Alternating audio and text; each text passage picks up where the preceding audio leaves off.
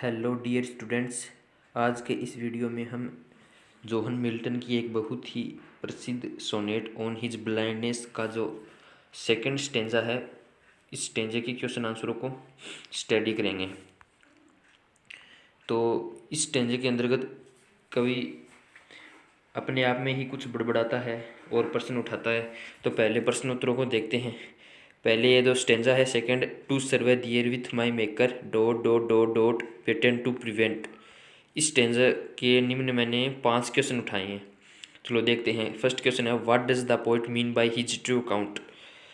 कवि का जो ट्रू अकाउंट है, इस ट्रू अकाउंट का क्या मतलब है।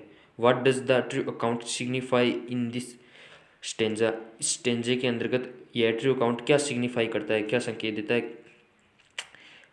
आंसर है, according to the poet true account means the deeds of his present age which are being performed in the service of the almighty God.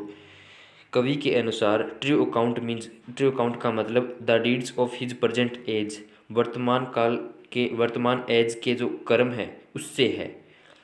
True account का मतलब कवि के वर्तमान के कर्म है, उन कर्मों से है। विच आर बीइंग परफॉर्मड, जो कि परफॉर्म किए जा रहे हैं।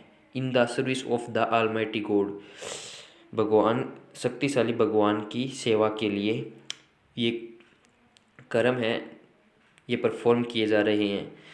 मतलब यहाँ पे ट्रू अकाउंट का मतलब उसके वर्तमान काल के जो कर्म हैं उन कर्मों से है। और जो नेक्स्ट अथवा में आंसर दिया गया है वह है, अकॉर्डिंग टू द पोइट, कवि के अनुसार God will check our account, भगवान अपने सभी के अकाउंट चेक करेंगे।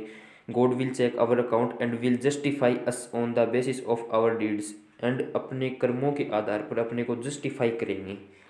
डीड्स यानी कर्म, ऑफ आवर लाइफ, अपने जीवन के कर्मों के आधार पर, on the day of judgement, निर्णय के दिन पर। निर्णय का दिन जो क्रिसमस में एक पड़ता है, एक डे ऑफ जजमेंट, जिस दिन भगवान, ये डे ऑफ जजमेंट कैपिटल में आना चाहिए, एक सेकंड में इसको लिख देता हूँ।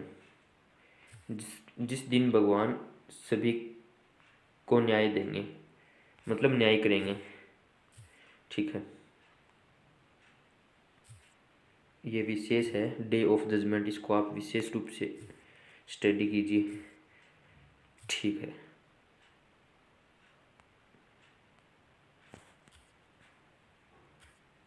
इन this way true account signifies here our deeds of life. इस प्रकार ट्रू अकाउंट प्रतीक है, here our deeds of life, अपने जीवन के कर्मों का प्रतीक है, उन्हीं का सिग्निफाइज करता है ट्रू अकाउंट।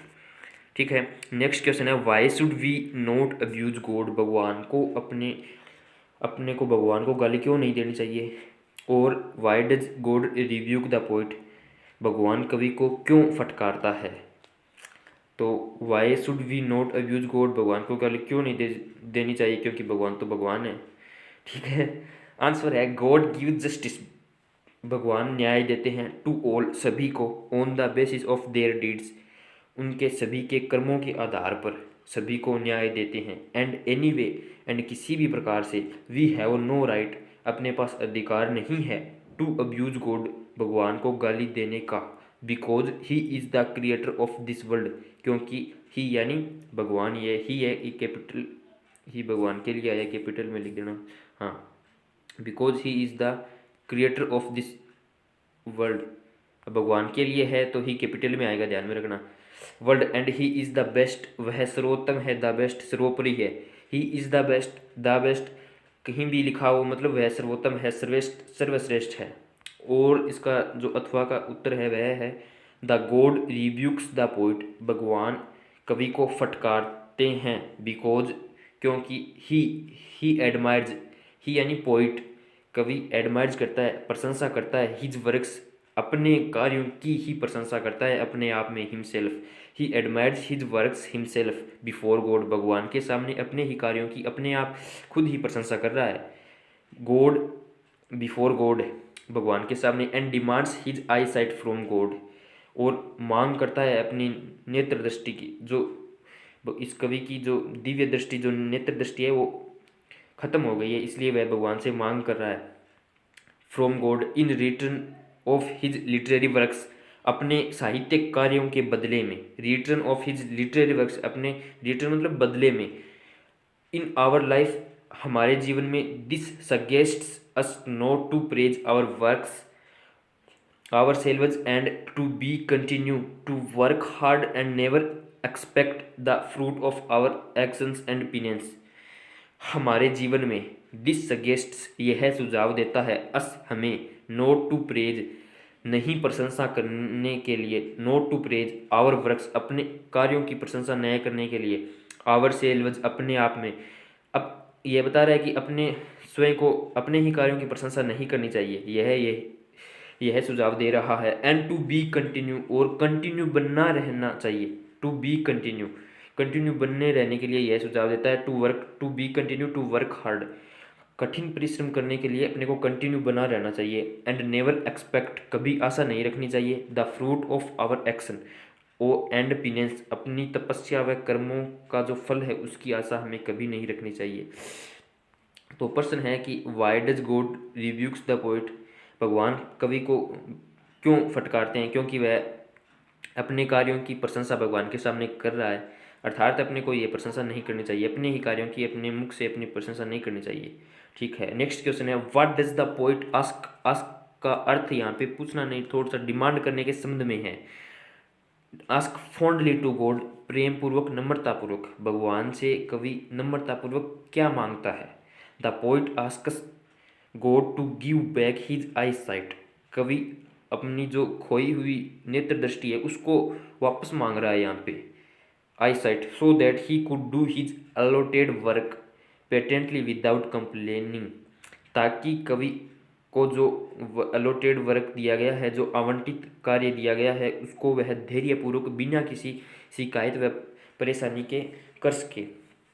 इट मीन्स यहाँ पे कवि अपनी नेत्र दृष्टि भगवान से मांग रहा है, एक नम्र तरीके से मांग रहा है, fondly, in a fondly manner, in a fondly way. Next question है why does the poet discuss with God, कवि भगवान के साथ क्यों चर्चा करता है? इन ए फॉन्डली मैनर, एक नम्र तरीके से, नम्र तरीके से, एक थोड़ा सा संकालु तरीके से। What does this manner of discussion signify, वार्तालाप का यह जो तरीका है यह क्या सिग्निफाई करता है, क्या दर्शाता है, क्या सिखाता है?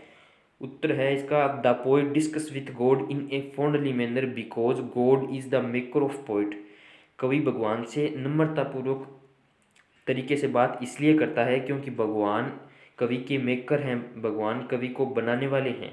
Fondly manner, in a fondly manner. He का मतलब poet, fierce to discuss clearly with God, कवि भगवान के साथ स्पष्ट रूप से बात करने में डरता है। फियर्स यानी डरता है, यहाँ पे एस लग गया यानी प्रेजेंट सिंपल में है।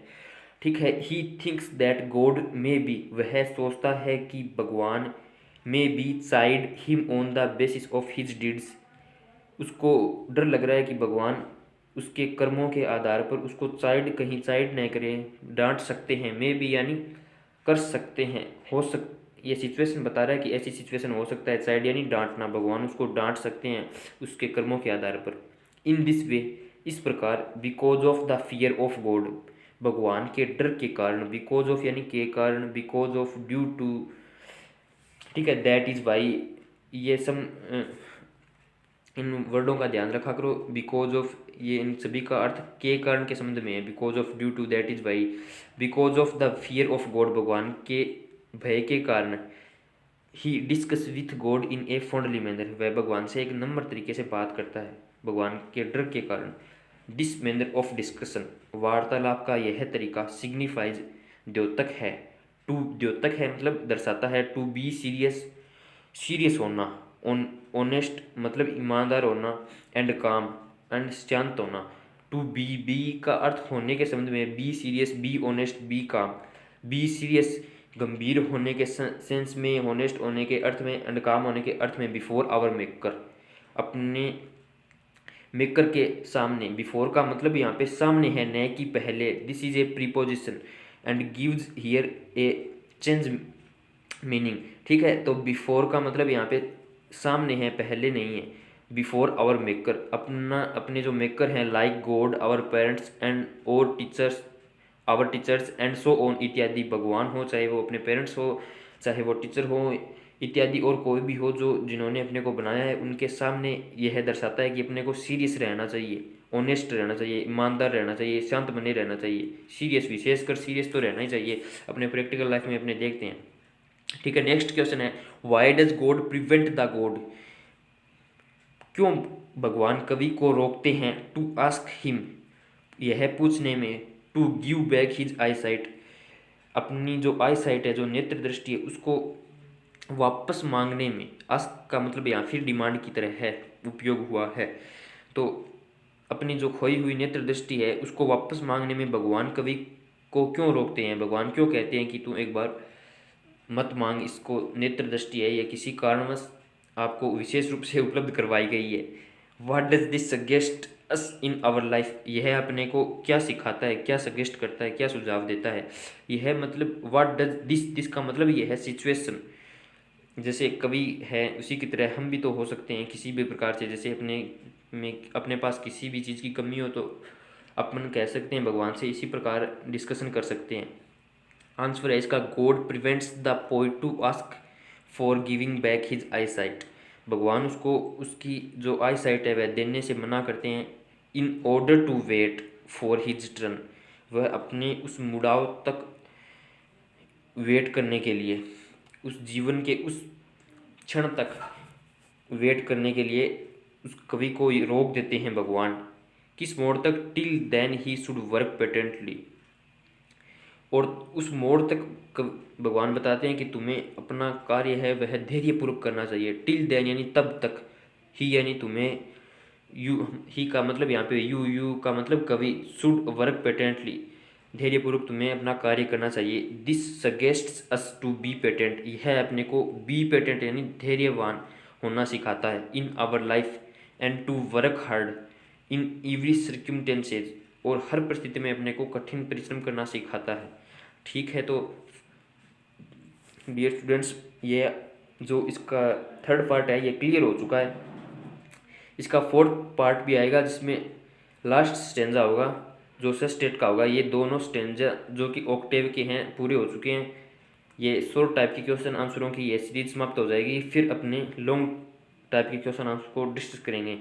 तो मिलते हैं अगले वीडियो में, ठीक है।